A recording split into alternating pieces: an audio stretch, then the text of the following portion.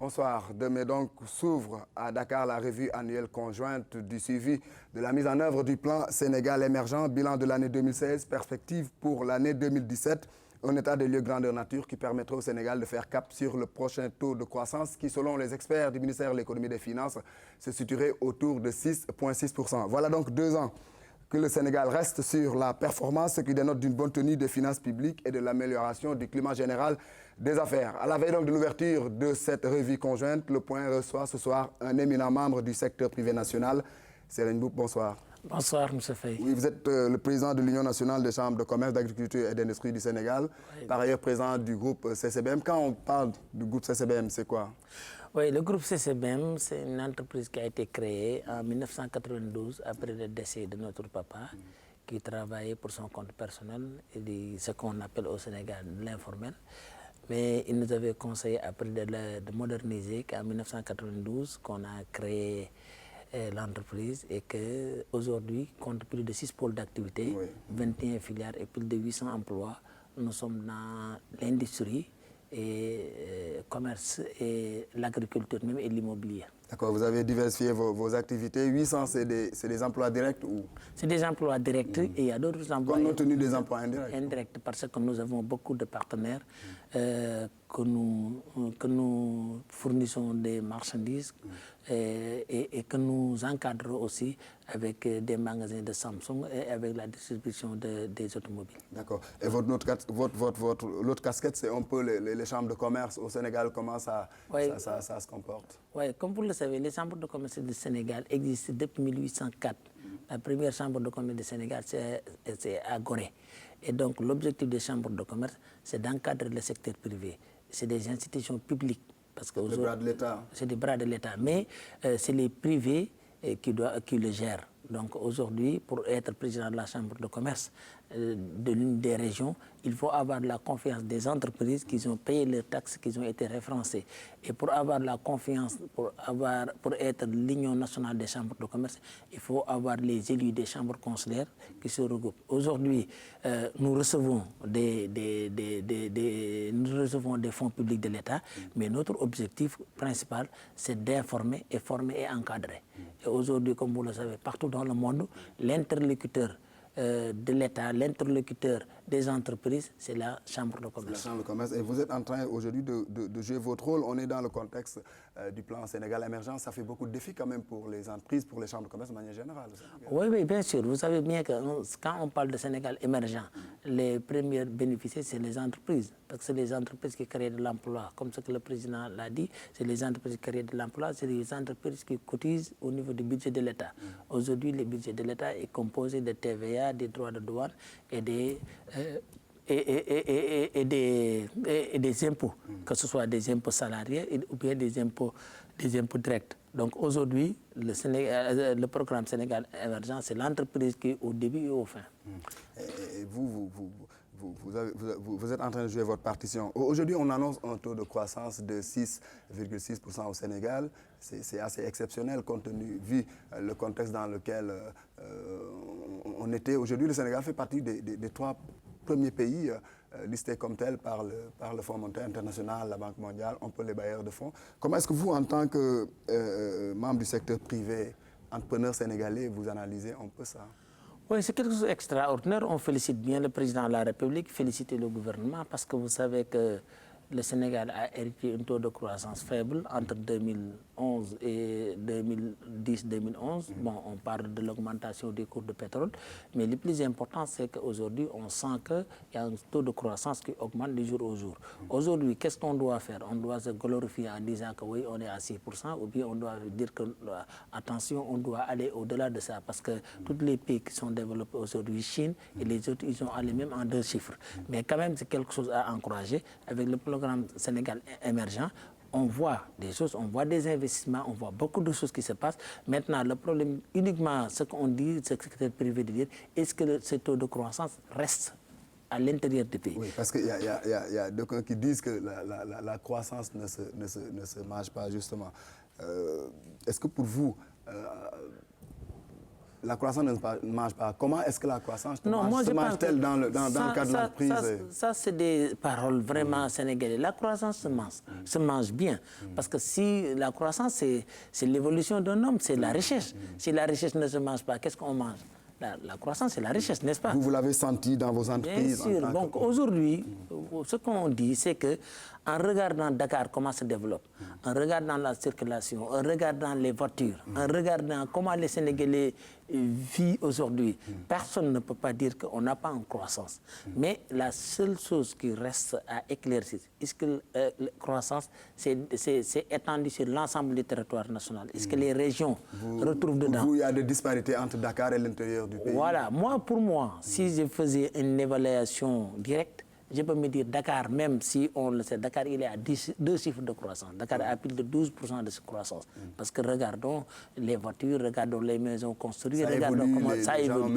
La seule chose qui reste, et je pense que ça, on a attiré le président de la République, c'est pour ça qu'il avait dit qu'il va faire des pôles de développement. Si aujourd'hui, toutes les régions du Sénégal, on prend Saint-Louis ou bien les pôles économiques, Saint-Louis, Kaolack, revivent la même situation que Dakar, qu'ils ont des infrastructures nécessaires, ils ont des hôpitaux nécessaires, ils ont les infrastructures portières et aéroportuaires. Moi, je pense que le Sénégal, dans 2 ans, peut aller à deux chiffres très facilement. Mais tout ça est contenu dans le plan Sénégal émergent. On a vu, par exemple, le PUDC. Est-ce que vous pensez que ces initiatives-là permettront pour vous de réaliser ces Mais bien sûr, parce que le PUDC permet aux villageois, aux communes les plus reculées d'avoir des infrastructures. Il y a le piment aussi pour aider les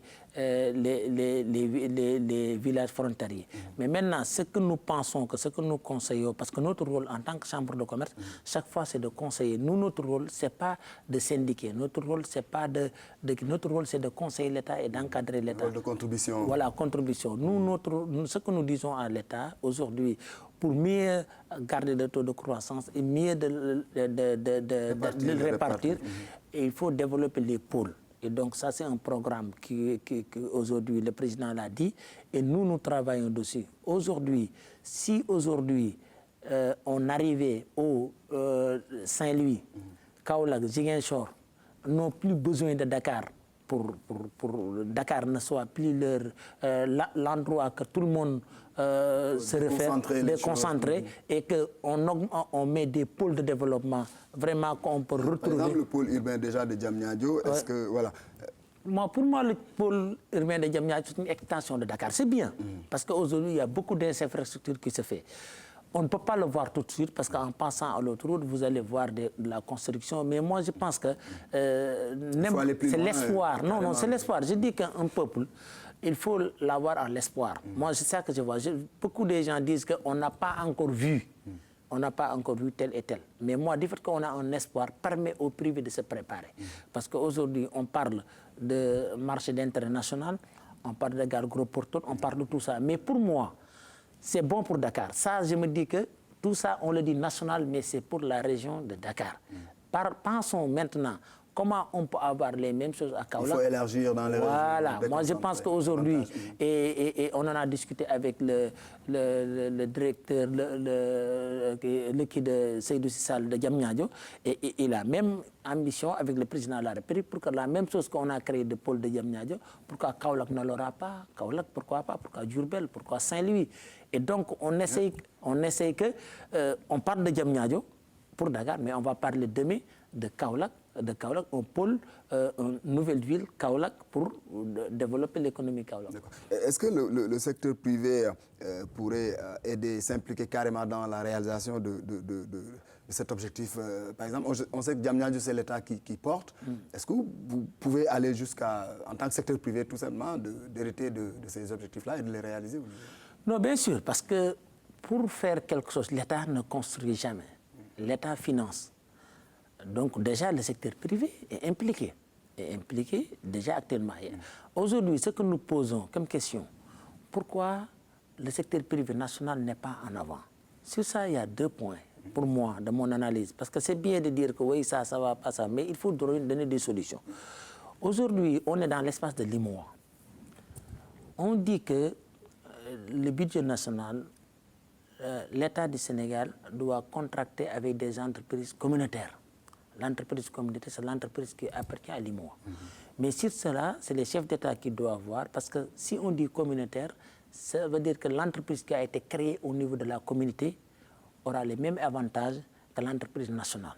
Et par ailleurs, si vous partez en Chine, aux États-Unis, en Corée, partout, pour eux, l'entreprise nationale, c'est l'entreprise, les propriétaires, les administrateurs, la richesse, c'est les nationaux. Ça se passe il partout. faut aller jusqu'à combien de pourcents pour être une entreprise nationale? Moi, 52% au Sénégal de l'actionnariat. Voilà. Non, aujourd'hui, ça n'existe. Même aujourd'hui... n'existe pas pour la nationalité des entreprises? Non. C'est-à-dire l'existence des entreprises au sol sénégalais. Il faut être de droit sénégalais. Voilà, il faut être de droit. C'est ça qu'on a comme problème. Parce qu'on parle de la mondialisation. Moi, je suis d'accord.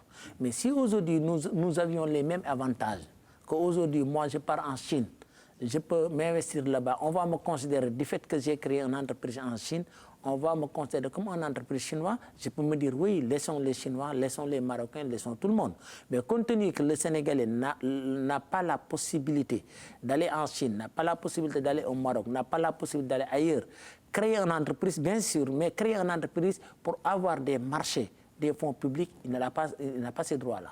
Donc moi, aujourd'hui, vous voulez être protégé pour que, par exemple, les investissements qui sont liés au BCI, le budget consolidé d'investissement, puissent revenir aux nationaux, c'est ça? Tout le monde fait ça. Tout le monde. Tous les pays développés émergents, aujourd'hui, leur budget national est consacré pour les entreprises nationales. Ça, c'est clair. Que ce soit même les États-Unis. Vous avez vu, les Américains, quand ils construisent leur ambassade, c'est le budget national. Et au-delà de ça, mais je pense qu'aujourd'hui, on a sensibilisé le président de la République et le Premier ministre. Il a toujours prôné quand même le renforcement des capacités du secteur privé national. Voilà, il est sensible, mais compte tenu, c'est un dispositif de l'IMOA. Donc nous, le secteur privé, notre devoir, c'est de convaincre nos présidents et ils convainquent les autres présidents pour qu'au moins, c'est de faire ce que tout le monde fait aujourd'hui. C'est que tous les pays développés. Il faut quoi, une coalition des secteurs privés nationaux de tous ces pays de l'UEMOA pour aller vers les présidents, les sensibiliser d'abord? Non, si chaque secteur privé national parle avec son chef d'État, parce que, comme vous le savez, les chambres de commerce, nous avons une organisation qui s'appelle CCR, Chambre consulaire régionale, qui est un organe consultatif de l'IMOA. La dernière réunion qu'on a tenue à Togo, on l'a dit. On a dit que les chefs d'État aiment bien faire. Mais compte tenu d'un dispositif communautaire, il faut... Voilà, communautaire. Mais moi, ce que je vois, aujourd'hui quand même, le président de la République, d'après nous, ce qu'il nous a fait à Kaolack, il était venu, il nous a donné le cœur de ville de Kaolack. C'est 100% sénégalais. Et aujourd'hui, vous l'avez vu, si on n'avait pas cœur de ville de Kaolack, on ne pouvait même pas organiser les foires qu'on est en train de faire. Demain, on peut dire, oui, Serigne, vous êtes bien, vous l'avez organisé à Kaolack. Oui, pourquoi les Saint-Louisiens ne le font pas? Mais les Saint-Louisiens, ils n'ont pas d'infrastructure pour le faire. L'infrastructure est très, très importante pour le développement d'un pays. Et moi, je pense que ce qu'il est en train de faire, on l'encourage pour le développement des infrastructures dans les régions. Et si aujourd'hui on termine Dakar, Diamniadio et tout ça, on pense ce qu'on peut faire dans les régions. Et donc j'en suis sûr que le Sénégal peut atteindre un taux de croissance de 2 chiffres. On ne parle là plus de 6%. Et pour vous, c'est quoi un peu le niveau d'implication justement de ce secteur privé-là dans l'atteinte de ce taux de croissance? On sait que pour Diamniadio quand même, le président a beaucoup ouvert les portes pour le secteur privé national. Mais est-ce que vous avez forcément, en tout cas tous les leviers qui vous permettent de répondre à un certain nombre d'exigences de projets? Je parlais de l'expertise, de la ressource humaine, mais également des surfaces financières souvent. C'est un problème pour le secteur privé national aussi. Non, pourtant le secteur privé national est très présent à Diamniadio. Est très, très présent à Diamniadio. Donc, même s'il y a d'autres projets, vous savez c'est quoi? C'est les pays étrangers qui ont des fonds pour aider leur secteur privé qui l'ont donné à l'État, mais avec des conditions. Vous avez ça au Sénégal, non? Avec le Fonds 6, la BND, tout ça, c'est des batteries de mesures quand même pour accompagner. Mais ça, c'est une échelle, c'est une petite échelle. On va parler tout à l'heure. C'est des échelles des petites et moyennes entreprises, parce que Fonds 6 est fait pour mieux aider les petites et moyennes entreprises. C'est vrai qu'il y a des grandes entreprises. Le secteur privé dispose de PME fortes. Voilà, sur cela, je te donne un exemple, Fonds 6. FONSIS est bien, je pense qu'il est en train de réaliser, de participer à des grands projets. Et la BND aussi. Voilà, et la BND aussi participe au financement des projets. Sur cela même, nous, je ne suis pas un actionnaire de BND, mais nous lançons un appel parce qu'aujourd'hui, si le Sénégal prend BND comme une banque nationale, les fonds de l'État, 90% des fonds de l'État devraient être orientés vers BND. Et là, permettra à BND d'être la première banque tout de suite. Si l'État souhaiterait, il peut mettre BND première banque tout de suite parce que c'est une banque nationale. Parce que tout le monde, Atichari et toutes les banques, BNP a été poussé par le gouvernement français. Si aujourd'hui, toutes les grandes entreprises françaises que vous avez vues, si l'État se retire dessus ou bien ne leur soutient plus et ne leur fait plus ce qu'elle devait faire, ils vont s'arrêter. Nous, ce que nous demandons au président de la République aujourd'hui, c'est encore... même si le secteur privé n'a pas montré ses capacités, et de leur pousser et de leur encadrer. Parce que partout dans le monde, on s'encadre. Il est en train de le faire aujourd'hui, chaque fois qu'il voyage. Parce que beaucoup de gens crient... le secteur privé. Non, c'est normal. Moi, je pense que je ne suis pas contre qu'on amène le secteur privé.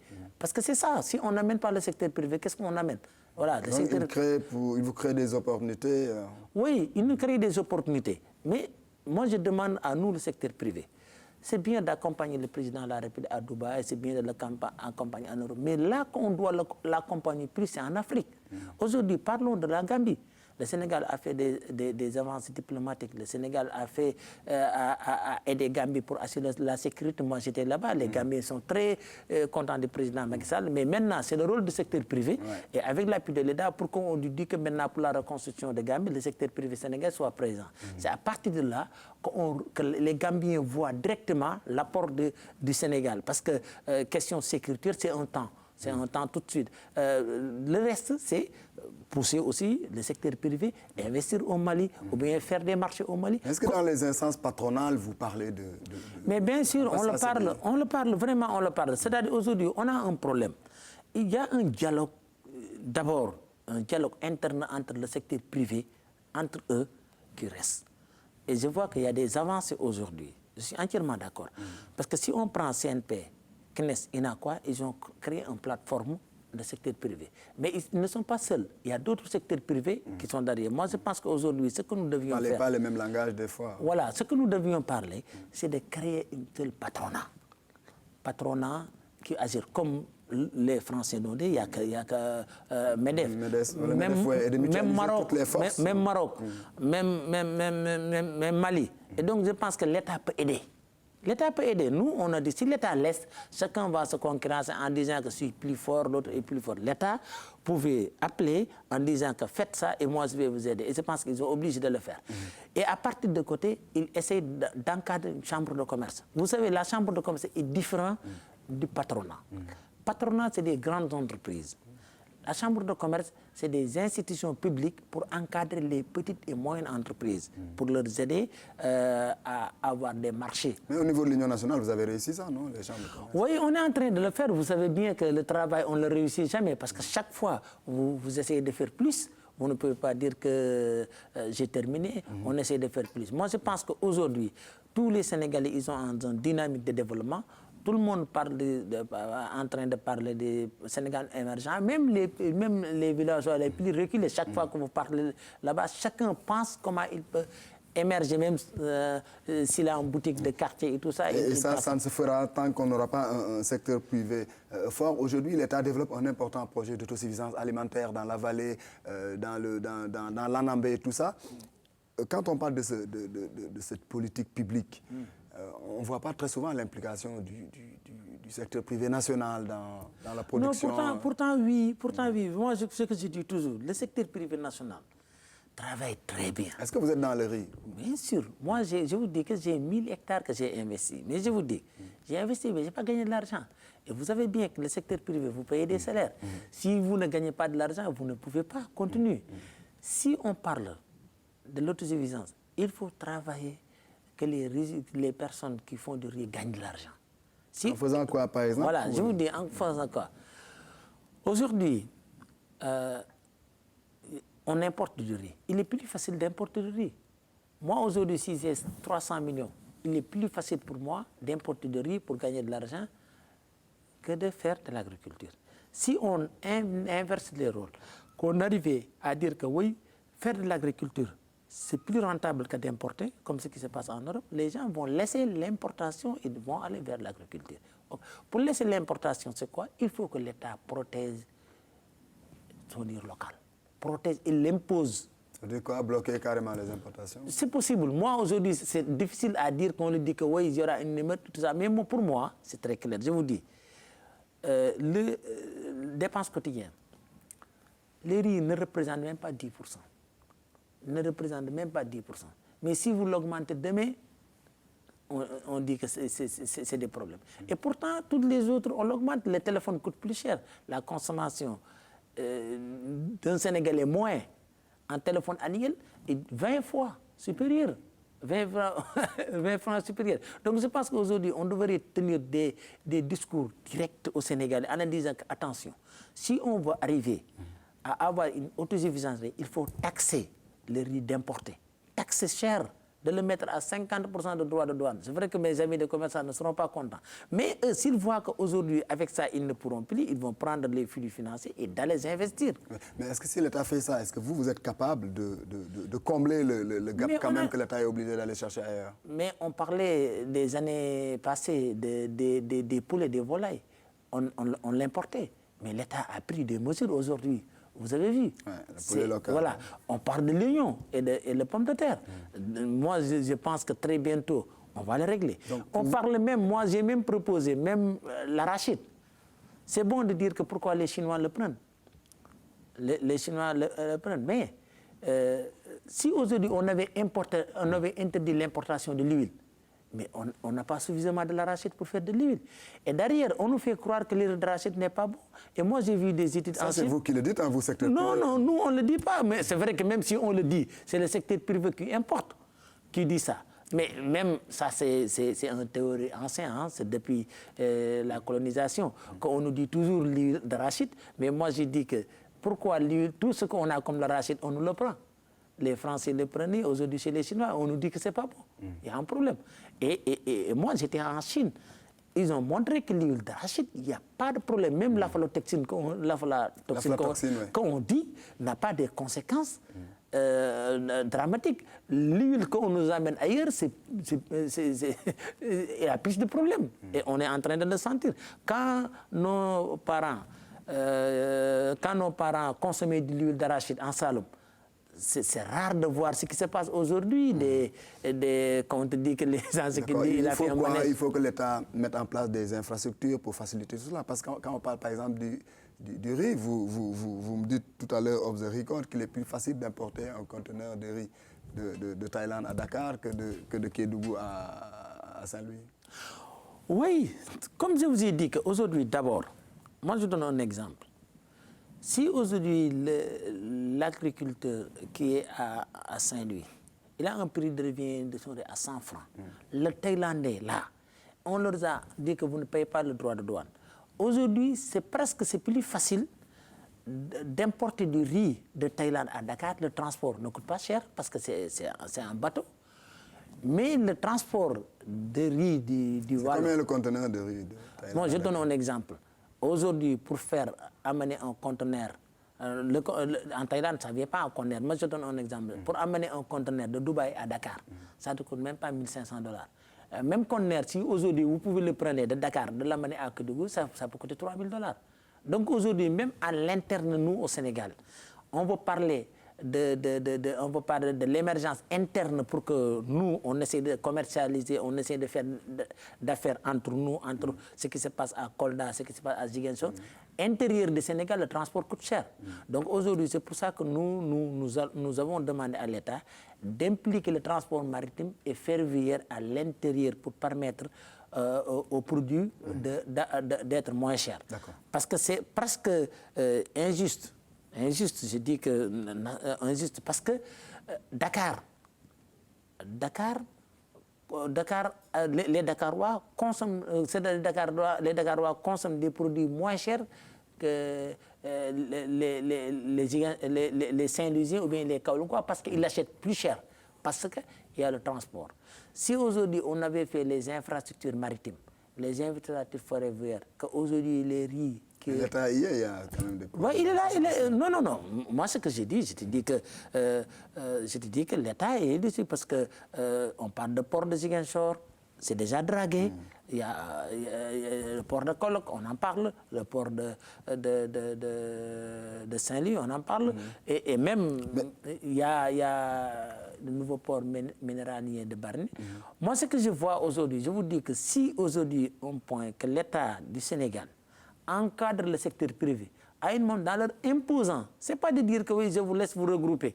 Il leur impose en disant que... L'État qui doit imposer le regroupement. Mais regarde, l'État est en train de régler le problème des syndicats. Il dit qu'il va faire... L'élection de représentativité. L'État n'a qu'à faire l'élection de représentativité.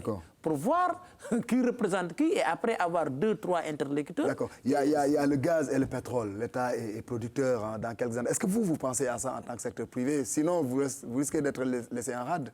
Le ministre du Commerce vous a invité quand même à jouer votre pleine partition dessus. Oui, sur ça, je dis la même chose. Si ça, la même chose, tout le monde ne peut pas engager en gaz et pétrole. Mais l'État devrait voir, parmi nous, il y a 3, 4 personnes qui ont le domaine. C'est vrai que ces personnes ne peuvent pas compétir à Total et les grandes entreprises. Ils ne peuvent pas. C'est les dérivés du pétrole, hein. Il y a plein de choses à faire. Moi, je ne veux pas parler des dérivés. Pourquoi on ne travaille pas sur l'intérieur, l'exploitation? Parce que, comme ce que le président a dit, aujourd'hui, demain, vous avez votre intelligence, on vous encadre, tout de suite vous pouvez être... Sauf que là, on voit pour le moment des entreprises étrangères, on ne voit pas le secteur privé national. Oui, mais les entreprises étrangères sont soutenues par leur pays. Okay. Il faut le dire, hein, c'est-à-dire toutes les entreprises étrangères qui ont investi, qui ont fait des grands investissements et soutenues par leur pays. D'accord. Mais maintenant, dites que vous êtes convaincu que vous pouvez inverser la tendance si vous êtes encadré. Très rapidement. Vous avez vu ce qui se passe dernièrement à Wari. Ouais, on félicite. C'est par là où je voulais terminer, hein, avec le rachat de Tigo par Wari. Quand même, ça, c'est un success story. Ça devrait être une fête nationale. Parce que quand Metal avait acheté une entreprise française en Inde, mais c'était une fête là-bas. Ils l'ont glorifié, ils ont dit on l'a acheté. Les Chinois, quand ils achètent, vous leur voyez souvent qu'ils achètent des marques françaises, mais c'est le gouvernement chinois qui est là, qui est en train de faire. Moi, je dis que sur ça, je le félicite bien. Il faut le fêter. Il faut le féliciter et il faut l'encadrer parce qu'aujourd'hui, le Sénégal, on n'accepte pas les succès. Vous avez compris, les Américains disent quelque chose de très important. Ils disent que l'intérêt national, l'intérêt contrôle n'existe pas. Il n'y a que des intérêts individuels pour mise ensemble. Voilà, mise ensemble pour avoir national. Parce qu'on ne peut pas on ne peut pas se réveiller pour avoir un secteur. Chacun réussisse pour qu'on réussisse partout. Voilà, aujourd'hui, pour avoir un secteur privé fort, l'État devrait faire un focus, même une agence ou bien un ministère, que l'objectif, ce n'est pas de chercher. Il n'a qu'à aller aux impôts et domaines et de voir les Sénégalais qui...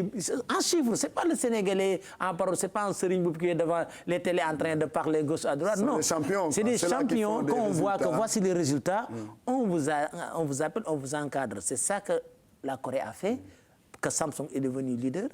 LG est devenu leader. Vous, aujourd'hui, Wari, c'est un exemple à suivre. Bien sûr. Pour moi, pour le Sénégal et le gouvernement, vraiment, le Premier ministre l'a dit, on devrait penser demain que Wari ou bien Wari Tigo est le premier opérateur de l'Afrique.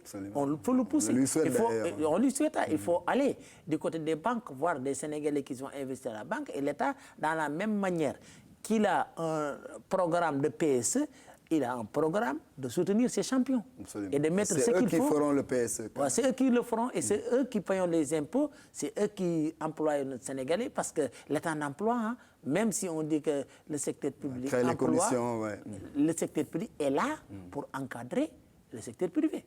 Si dans un pays, il n'y a pas de secteur privé, on n'a pas besoin de gouvernement. Absolument. Vous avez bien. Voilà. À Ricochet, il faut soutenir les champions. Le président vous entend. Oui, il nous entend et il est en train de le faire. Vraiment, il a vraiment chaque fois qu'on lui parle, il a cette ambition-là. Il a dit le temps, quand il faisait la campagne, il le dit souvent. Donc, le seul problème qui reste, une partie c'est nous, on n'arrive pas. Non, il faut dire la vérité.